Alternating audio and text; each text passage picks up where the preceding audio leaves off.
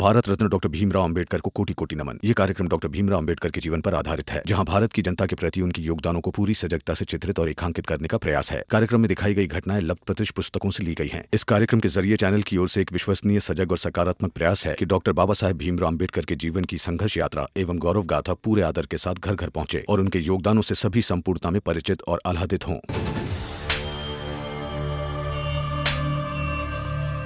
कुछ काम के नहीं है तुम दोनों। एक काम दिया था वो भी ठीक से कर नहीं पाए।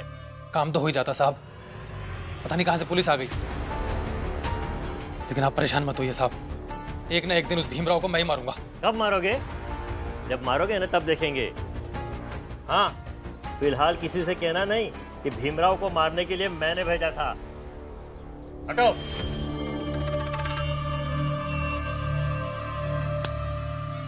आज अगर भीमराव को निपटा देते तो मजा आ जाता। लेकिन अगर आज भीमराव नहीं होता तो हम ही निपट गए होते। हाँ, सही कह रहे हो तुम। भीमराव ने ही दरोगा से कहा कि गोली मत चलाइए। ये लोग तो केवल मजदूर हैं, मालिक तो कोई और है। तो ठीक ही तो कह रहे थे, हम लोग मजदूरी तो हैं और वो मालिक। मगर भीम को मारने हम मजदूर बनकर नहीं गए थे, बल्कि खुद को अपनी जात का मालिक समझ कर गए थे। पता नहीं हम खुद को वहां क्या समझ कर गए थे और क्या है, पर भीमराव ने हमारी जान बचाई। ये हम किसी से कहे या ना कहे, खुद भी माने या ना माने, पर ये तो सच्चाई है ना।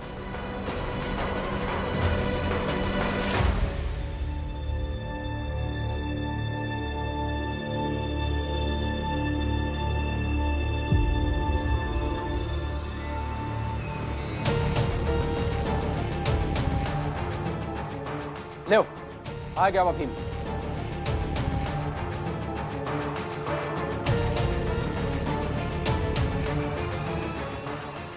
चलो खड़े हो जाओ सब। और जब हम लोग सजा निर्धारित करे हैं ना खिलाने, वो चल के ओका सुनावत है। चलो।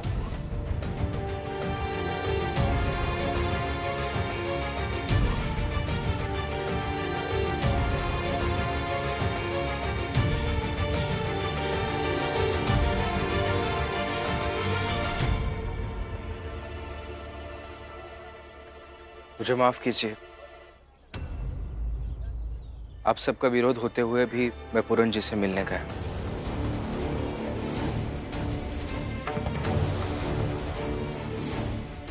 मगर मुझे इस बात का कोई अफसोस नहीं हो रहा है, बल्कि मुझे लग रहा है कि पूरन जी ने जो उनकी कहानी मुझे बताई, आप सबको भी एक बार वो कहानी सुननी चाहिए। हमका नहीं सुननी कौनो कहानी वहानी तुम्हारी। और हम लोग यहाँ ना तो तुझसे बहस करें के लाने खड़े हैं और ना ही अपन चेहरा दिखाने खातिर। हम चाल वालों ने मिलके एक ठो फैसला किया है, वह सुनामे खातिर यहाँ खड़े हैं। और वो फैसला ये है कि अगर तुम पूरन के लिए लड़ाई लड़ते रहोगे तो इस चाल के अंदर नहीं रहोगे, इस चाल के बाहर रहोगे।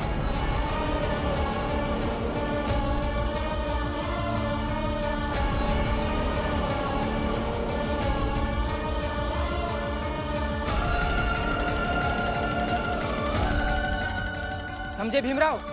क्योंकि कम से कम इस पूरे मसले पर कल को पुलिस आकर पकड़कर ले जाए, कोई आकर मारने लगे तो तुम बाहर रहोगे, तो हम सब साफ साफ कह सकें कि भीम से इस केस को लेकर कोई मतभेद नहीं है, इसलिए तुम इस चौल से बाहर ही रहोगे।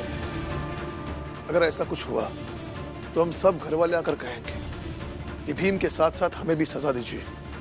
जो भी सजा है, जो भी दंड है, आपस में बांट दीजिए। लेकिन तुम्हें हमारी बातों का, हमारी जज्बातों का, हमारी चाहत का मतलब नहीं था, तो हम सब इन लोगों के फैसले के साथ हैं।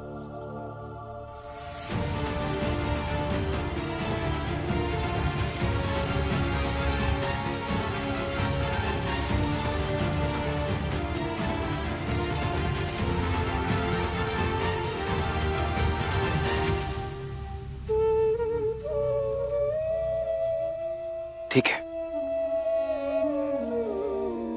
ये बदकिस्मती पूरन जी की नहीं है, बल्कि हम सबकी है कि हमारी जात का एक व्यक्ति बिना कोई अपराध किए अपराधी बना हुआ है, कैदी बना हुआ है, और हम सब उसकी कहानी सुनने में, जानने में, समझने में कोई दिलचस्पी नहीं रख रहे हैं।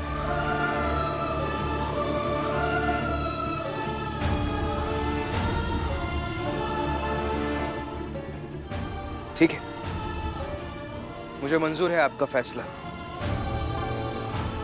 लेकिन मैं यही चाल के बाहर ही रहूंगा ताकि आप सब मुझे रोज देखते रहें कि मैं कैसे पूरन जी के लिए लड़ रहा हूं।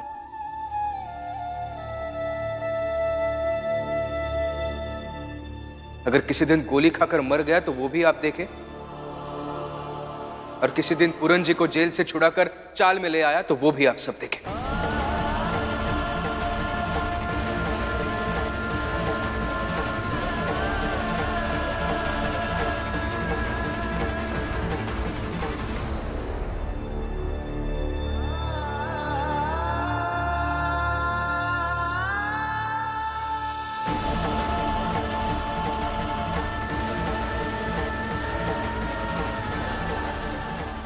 चलो सब यहाँ से छोड़ दो कहीं। हाँ चलो, भुगतने दो उसे सजा। जाता है सो जान दे, तेरी दसान जाए, खेवटिया की नाव घने मिलेंगे आए, घने मिलेंगे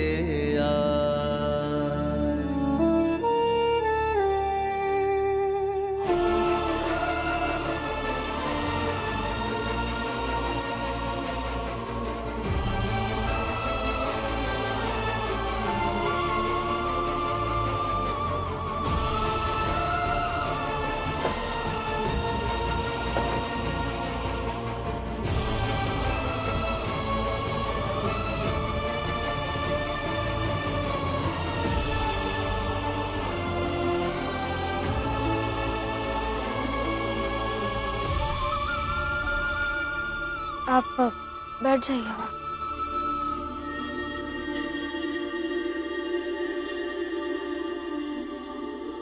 क्या हुआ था पूरन जी को? बताइए ना, क्या हुआ था?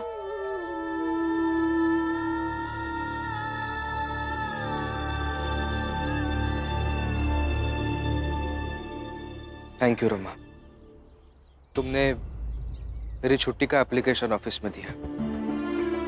आपको कैसे पता? अंदाजा लगाया, और वैसे भी एप्लीकेशन उन तक नहीं पहुंचा होता तो ढूंढ ढूंढ कर मुझे बहुत सारी चीजें सुनाते। नीति, अनुशासन, ऑफिस, मालिक, नौकरी, पता नहीं क्या कुछ सुनाते। और वैसे भी तुम्हारे सिवा मेरा एप्लीकेशन कौन दे सकता है? अब आप इतना समझते हैं तो ये भी समझते होंगे कि अपने जेल में क्या देखा, क्या सुना। मैं भी जानना चाहती हूँ। तुम उन लोगों के साथ खड़ी थी, तो इस वक्त तुम्हें कुछ बताना मुझे जरूरी नहीं लग रहा है।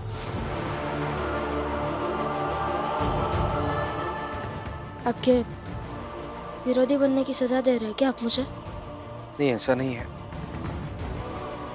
पर ये मेरा भी तो अधिकार है ना कि किसे, कब और कितना बताना है। अपने विवेक से मैं फैसला ले रहा हूं। मतलब आपने अपनी पत्नी को ही पराया कर दिया?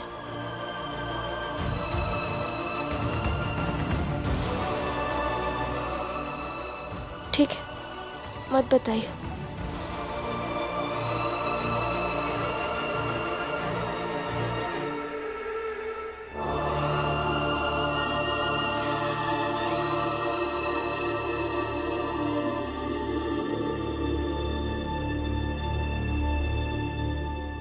क्या हुआ रमा? तुम रो क्यों रही हो?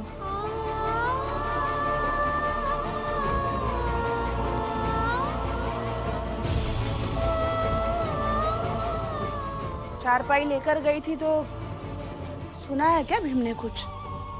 नहीं, मेरे पति इतने भी ऐसे नहीं कि छोटी सी बात के लिए डांट देंगे। रमा, क्या हुआ बेटा? कुछ नहीं हुआ। भीम की कसम है तुम्हें?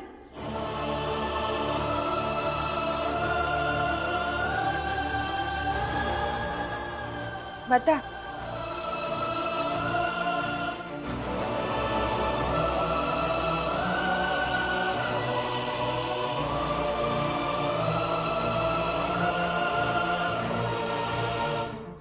मैंने जब उनसे पूछा कि अब जेल में क्या हुआ पूरन जी के साथ, तब उन्होंने कुछ नहीं बताया। मैंने फिर एक बार पूछा, तब भी उन्होंने कुछ नहीं बताया। और बाद में कहा कि मैं इतना तो तय कर सकता हूँ कि कब किसको क्या बताना चाहिए, ये मैं तय कर सकता हूँ।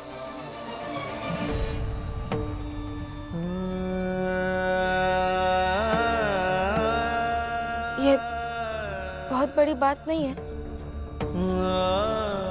लेकिन मैं पत्नी हूँ उनकी, तो उनके ऐसे व्यवहार से मुझे लगा कि उन्होंने मुझे पराया कर दिया।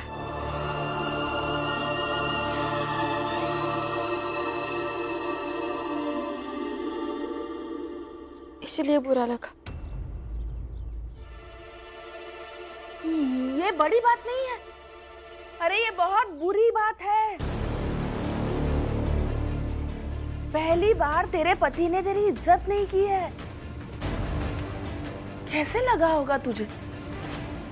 वैसे तो बहुत कहता है पत्नी को ये मानना चाहिए, पत्नी को वो मानना चाहिए, और आज क्या रमा ने उसका साथ नहीं दिया, वो तो बन गया बाला और आनंद जैसा। आई, ऐसा बिल्कुल नहीं है। ऐसा बिल्कुल नहीं है का क्या मतलब? दिख रहा है साफ साफ जो रमा ने कहा है।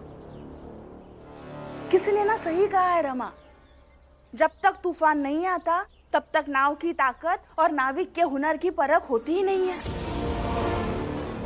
इतने सालों में पहली बार रमा भीम के नहीं बल्कि उसके सामने खिलाफ लोगों के साथ थी, और भीम बन गया आदर्शवादी व्यक्ति से एक पति, जैसे पति होते हैं। जीजाबाई, बात को बढ़ाओ मत। अच्छा, मैं बात को बढ़ा रही हूँ। आपको अभी भी वो भीम ही सही लग रहा है, वही नैतिक लग रहा है। देखिए, ये नैतिक अनैतिक कुछ नहीं होता। जाने दीजिए, मैं भी क्यों बात कर रही हूँ आपसे। मैं खुद जवाब मांग कर आती हूँ। मेरी बहू के साथ भीम ऐसे बर्ताव कर ही कैसे सकता है? रुको तुम यही। जीजाबाई, तू रमा को पहले बहू मानती है कि भीम को मनाने चली है? आप रह गई थी ना, बोले भी ना। नहीं माना ना बहू, मैंने नहीं माना ना। अभी मानती हूँ, और अच्छे से मानती हूँ। इसलिए मैं अभी जाती हूँ और जवाब लेकर आती हूँ।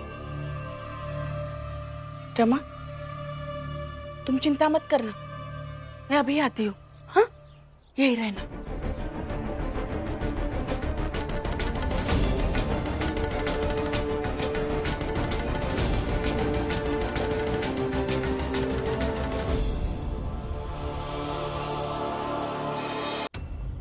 तुमने गलत किया आज रमा,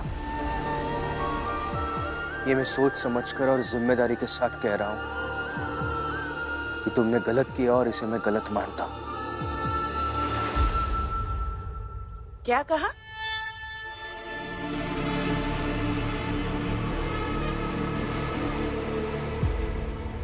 क्या गलत किया रमा ने, मैं भी तो जानूं। बताओ। आपको क्यों? ये हम दोनों पति पत्नी के बीच की बात है। अच्छा, तो रमा मेरी कुछ नहीं लगती कि तुम दोनों पति पत्नी के बीच का मामला है? बताओ बताओ, मुझे भी जानना है। और भीम, सच कहूं ना तो अगर तुम भीम नहीं होते तुम्हारा और मेरा रिश्ता ऐसा नहीं होता जैसा है, तो मैं रमा से कभी नहीं चिढ़ती, बल्कि मैं उसे अपनी बेटी की तरह प्यार करती। मेरी सब बहू में से रमा मेरी सबसे प्यारी बहू है, लेकिन तुम हो तो सब बेकार। इसलिए जितना पूछ रही हूँ उसका जवाब दो। रमा से क्या बात हुई? वो रोते हुए अंदर क्यों गई? रमा रो रही थी? रमा अगर मेरी वजह से रो रही होगी तो मैं हाथ जोड़कर माफी मांगता हूँ। मेरा ऐसा कोई इरादा नहीं था उसे रुलाने का, और मैं तो सपने में भी नहीं सोच सकता कि मेरी वजह से रमा रोए। लेकिन हाँ, मैं आपके किसी सवाल का जवाब नहीं दे सकता। मैं किसी से बात करने की हालत में नहीं हूं अभी। ये अच्छा है भी।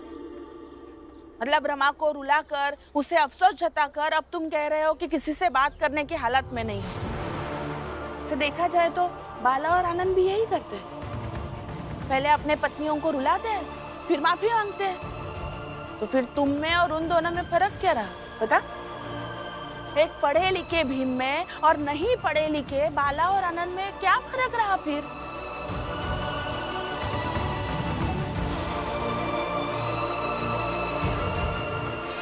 रमा, जाकर देख जीजाबाई भीम के साथ क्या बात कर रही है। नहीं बुआ, अभी सही समय नहीं है जाने का। पर आज उन्होंने मुझसे जिस तरह से बात की है, उससे इतना तो स्पष्ट है कि वो बहुत परेशान है। अगर मैं अभी उन दोनों के बीच में जाऊंगी तो उन्हें सफाई देनी पड़ेगी, ताकि आई के सामने मेरा स्वाभिमान घायल ना हो। इसलिए उन दोनों को अकेले ही रहने दीजिए। रमा सही कह रही है, कभी कभी दो लोगों के बीच पड़ना नहीं चाहिए। बाबा, ये तो छोटी समस्या है, पर भीम की जो बड़ी समस्या है उसका क्या करेंगे? भीम कब तक यूं चाल के बाहर रहेगा और कब तक पूरन जी के लिए लड़ता रहेगा? जब तक कि वो पूरन को न्याय नहीं दिला देगा।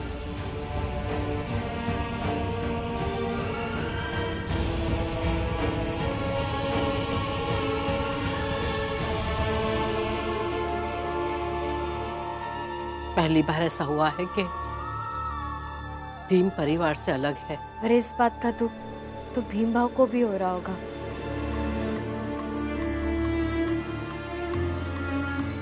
आपको जो समझना है वो समझ लीजिए। बस मैं अभी किसी से बात नहीं करना चाहता। समझना क्या है भीम? तुम्हें तो बहुत पहले ही समझ चुकी हूँ मैं, तुम्हें भी और तुम्हारी नौटंकी को भी। तुम औरों जैसे ही हो, बस अपने आप को उनसे अलग समझ बैठे हो। ऐसे सर झुकाकर खड़े रहोगे तो तुम्हें क्या लगता है मैं बोलूंगी नहीं? लेकिन आज तो मैं बोलूंगी। सुनो भीम, तुम एक ऐसे इंसान हो जो ना अपने पिता के हो, ना अपने भाइयों के हो, ना पड़ोस के हो और ना ही अपने समाज के हो। तुम बस अपने मन के हो। जो तुम्हारा मन करता है तुम वही करते हो, फिर उससे चाहे दूसरों को कितना भी प्रभाव क्यों ना पड़े। तुम एक स्वार्थी और सिर्फ खुद के बारे में सोचने वाले इंसान हो।